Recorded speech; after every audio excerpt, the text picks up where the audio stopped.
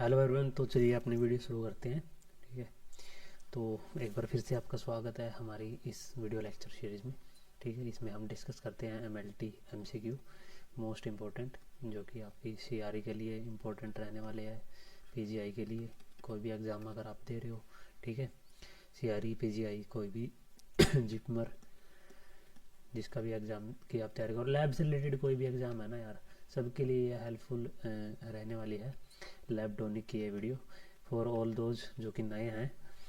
Late me introduce myself Chetan. ठीक है, and myself Chetan Prakash. And तो चलिए शुरू करते हैं। मैंने प्लेलिस्ट भी बना रखी है, आप चाहो तो उस प्लेलिस्ट को भी जाकर चेकआउट कर सकते हो चैनल पर। अलग अलग वीडियोज़ अलग अलग सब्जेक्ट की भी मिलेगी आपको, माइक्रो की, पैथो की, हिस्टो की, हेमेट की। ठीक है, तो वो भी आप जाकर चेकआउट कर सकते हैं। बाकी ये तो वीडियो आप देख ही रहे होगे, थीम वही रहने वाली है जो पहले है, जो हमेशा है, MCQ का पोस्टमार्टम। ठीक है, MCQ का पोस्टमार्टम करने वाले हैं, ब्रेक डाउन करने वाले हैं MCQ का।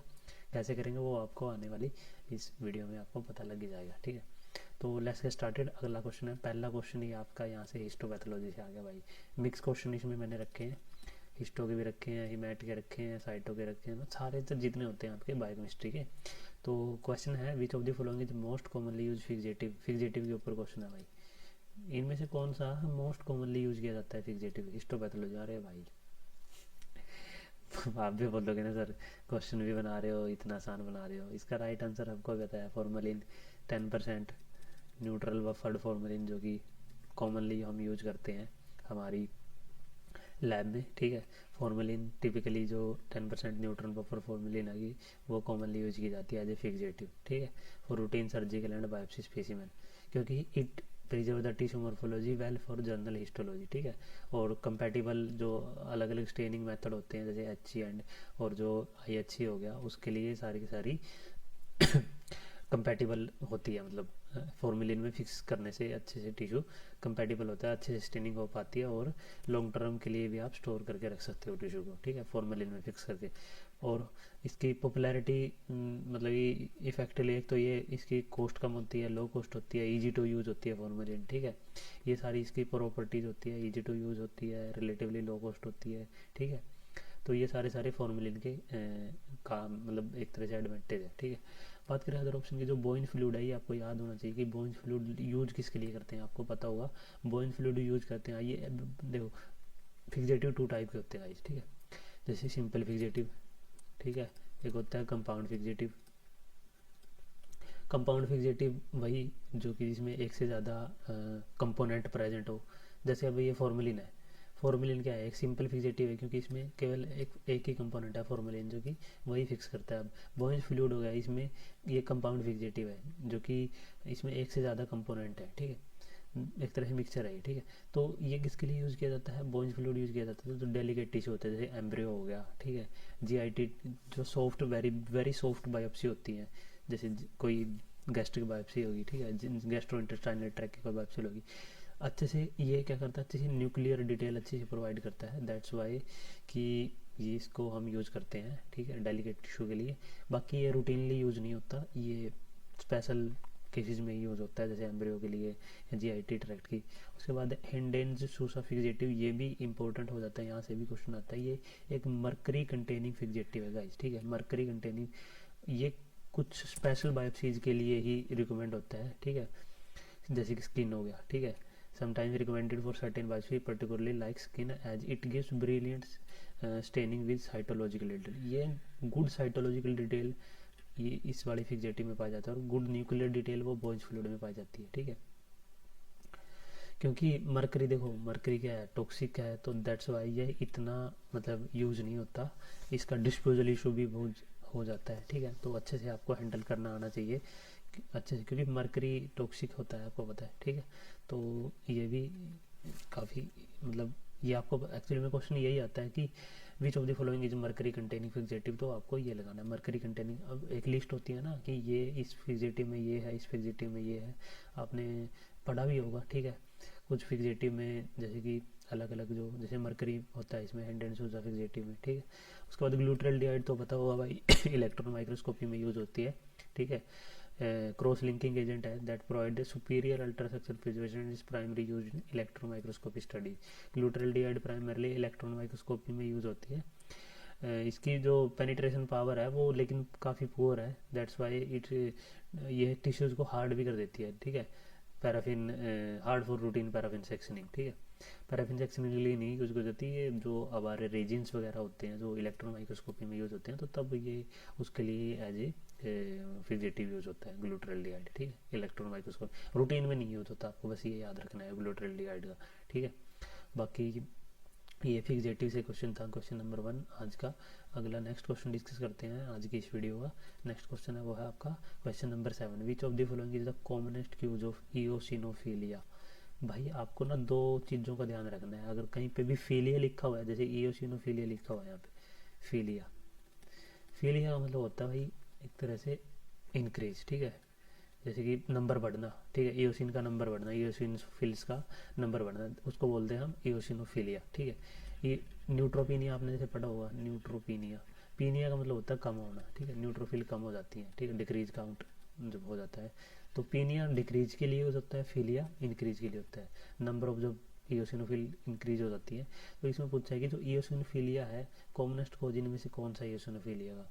तो इओसिनोफिल जैसे मैंने अपनी पिछली वीडियो में भी डिस्कस करी थी, पैरासिटिक इन्फेक्शन में क्या होता है, बढ़ जाता है, तो पैरासिटिक इन्फेक्शन इसका जो है वो राइट आंसर है इओसिनोफिल का, ठीक है।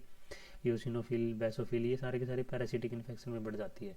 इओसिनोफिल बढ़ती हैं तो क्या होता है भाई, जो हमारे मास्ट जो हेपरिन है, ठीक है, जो आपके इन्फ्लेमेटरी जो एजेंट है, ठीक है, हेपरिन, सेरोटोनिन, ठीक है, सेरोटोनिन, ये सारे के सारे इंक्रीज हो जाते हैं। तो इसका जो राइट आंसर है वो पैरासाइटिक इन्फेक्शन है, ठीक है। पैरासाइटिक में भी स्पेसिफिकली हेलमिंथिक जो इन्फेक्शन, पैरासाइट भी बहुत सारे होते हैं, ठीक है, जो हेलमिंथिक इन्फेक्शन होते हैं उसमें ये बढ़ती हैं, ठीक है। पैरासाइट भी तो जैसे स्पोरोजोआ बहुत सारे होते हैं ना पैरासाइट, तो स्पोरोजोआ, ठीक है, और हेलमिंथ्स होते हैं जो हेलमिंथिक जो मल्टी सेलुलर होते हैं, ठीक है, और ये होते हैं जो यूनिसेलुलर होते हैं, ठीक है।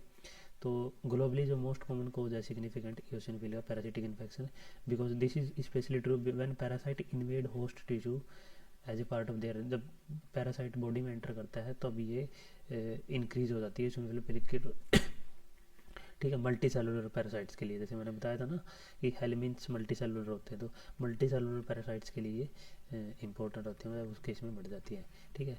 इट इन डेवलप्ड कंट्री, जो डेवलप्ड कंट्री है, एलर्जिक डिसऑर्डर जैसे कि अस्थमा हो गया, हे फीवर हो गया, ड्रग रिएक्शन हो गया, उसमें भी ये माइल्ड टू मॉडरेट इओसिनोफिलिया आपको देखने को मिलता है। जैसे मैंने अभी डिस्कस किया था, जो एलर्जिक इन्फेक्शन है, अस्थमा हो गया, इनमें क्या होता है आपके जो मास्ट सेल डिग्रेनुलेट कर जाते हैं, तो वो सारी चीज़ें हैं, मास्ट सेल हो गया।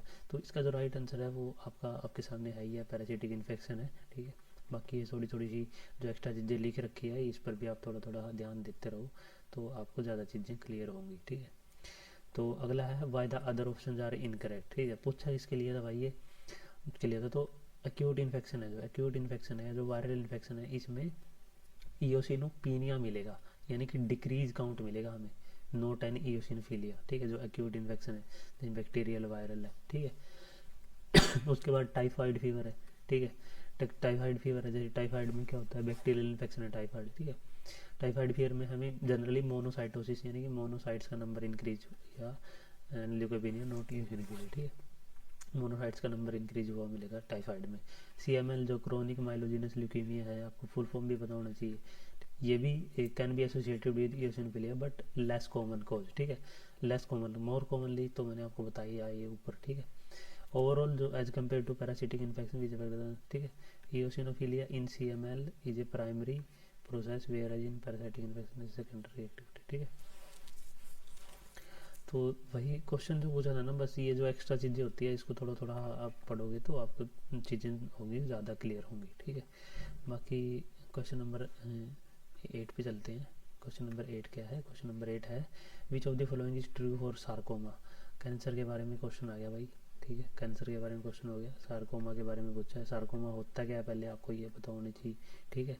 तो सार्कोमा के लिए इनमें से क्या है, are only loosely invasive, usually spread by vascular invasion, are malignant tumour of mesenchymal origin, या metastasize frequently to regional lymph node. तो इसका जो राइट आंसर है वो है आपका वैस्कुलर इन्वेजन से ये फैलता है और इसका मेसेंकाइमल ओरिजिन पाया जाता है, ठीक है, ये भी आपको याद रखने हैं, ठीक है। तो ये 2 और 3 दोनों इसके करेक्ट ऑप्शन है सार्कोमा के लिए, ठीक है। बोन में जैसे बोन का कैंसर सार्कोमा हो जाता है, ठीक है। बोन में सार्कोमा जो हिट्रोजन, जैसे कि मतलब कि हिट्रोजेनस ग्रुप ऑफ कैंसर में आता है ये, जिसके सब टाइप बहुत सारे हैं, जैसे 100 टाइप्स विद मोर देन 100 सब टाइप होते हैं। लेकिन जनरली जो करेक्टरिस्टिक्स होती हैं जो इसकी जो सार्कोमा की, वही होती है कि यूजुअली ये क्या करते हैं, वेस्कुलर इन्वेजन से ये स्प्रेड करते हैं। यानी कि जब कोई मेटास्टेसिस होता है जब इनका, तो ये ब्लड स्ट्रीम के थ्रू होता है, जो हेमेटोजेनस स्प्रेड बोलते हैं। ये जैसे बताया था ना मैंने, सार्कोमा बोन को इफेक्ट करते हैं मेनली, ठीक है, बोन को, लंग को। तो ये क्या करते हैं, ब्लड के थ्रू फिर अदर टिश्यूज में चले जाते हैं, मेटास्टेटाइज कर जाते हैं, ठीक है। मेटास्टेटिक, आप मेटास्टेटिक जो टर्म होता है यूज ही, तो कैंसर जब फैल जाता है तो उसको बोलते हैं, ठीक है। Malignant tumour of mesenchymal origin, mesenchymal देखो, सार्कोमा के यहाँ पर देखो इन्होंने क्या लिखा है, sarcoma is defined as a cancer that arise from transformed cell in mesenchymal tissue. Mesenchymal tissue like bone, fat, muscle, cartilage, blood vessel, ठीक है। कनेक्टिविटी से जो बोन है, इससे रिलेटेड जो कैंसर है इसको ही तो हम सार्कोमा बोलते हैं। मेसेंकाइमल ओरिजिन पूछ लेते हैं क्वेश्चन, जैसे कि सार्कोमा का ओरिजिन कैसा है, मेसेंकाइमल ओरिजिन है, ठीक है। ये याद रखना है, मेसेंकाइमल टिश्यूज होते हैं जो उसमें जो वहाँ से अराइज होते हैं, ठीक है। अदर ऑप्शन इनकरेक्ट क्यों है भाई, अदर ऑप्शन इनकरेक्ट क्यों है, क्योंकि जो पहला ऑप्शन था उसमें था are only loosely invasive. Sarcoma generally highly invasive होता है, ना कि loosely invasive and infiltrate adjacent tissue, ठीक है।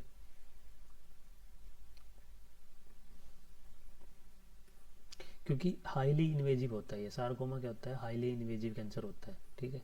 हाईली इन्वेजिव होता है, जिसकी वजह से क्या होता है, इनका जो आफ्टर सर्जिकल रिमूवल भी यहाँ पर इन्होंने देखो, तो ये are known for local recurrence even after surgical removal which indicate its aggressive and invasive nature. बाकी क्वेश्चन ऑप्शन नंबर 4 था metastasize frequently to regional lymph node, नहीं ये ऑप्शन गलत है, क्योंकि इन जनरल जो रीजनल जो लिम्फ नोड होता है वो रेयर होता है सॉफ्ट टिश्यू कैंसर में, ठीक है, 2 to 10%। जैसे कोई रैप्डोसार्कोमा का कोई केस है, एप्थिलोइडोसार्कोमा का या एंजियोसार्कोमा केस है, they are more prone to metastasise through the lymph node, ठीक है। बट जो ये सार्कोमा होता है जनरली नहीं, सारे जितने भी सार्कोमा होते हैं उनके ये करेक्टरिस्टिक्स नहीं है, ठीक है।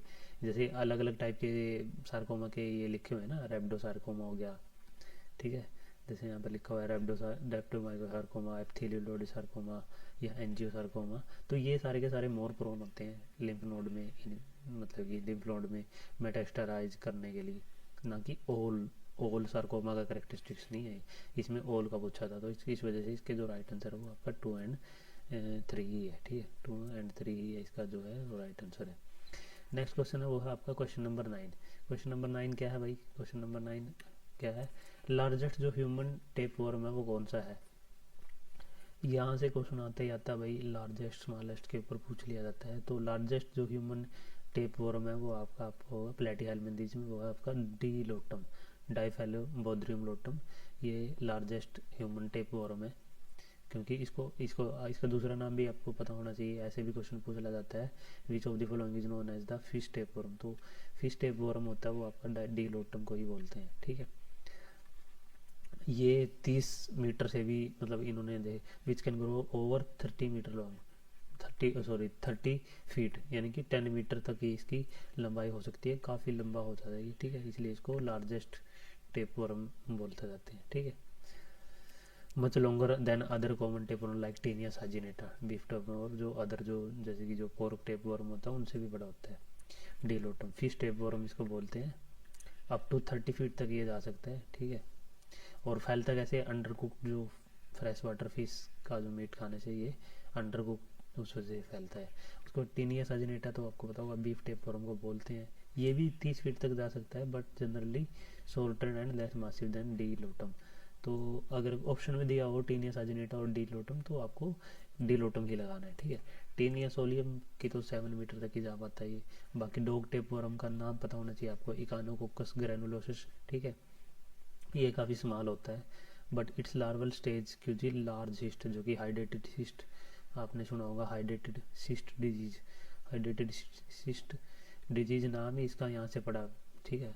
हाइड्रेटेड सिस्ट डिजीज़ नाम ही इसका यहीं से पड़ा है, हाइड्रेटेड सिस्ट डिजीज़, क्योंकि इसका जो सिस्ट है वो लार्वल स्टेज में वो मतलब जो इसकी लार्वल स्टेज है जब सिस्ट बनता है वो काफ़ी बड़ा बनता है।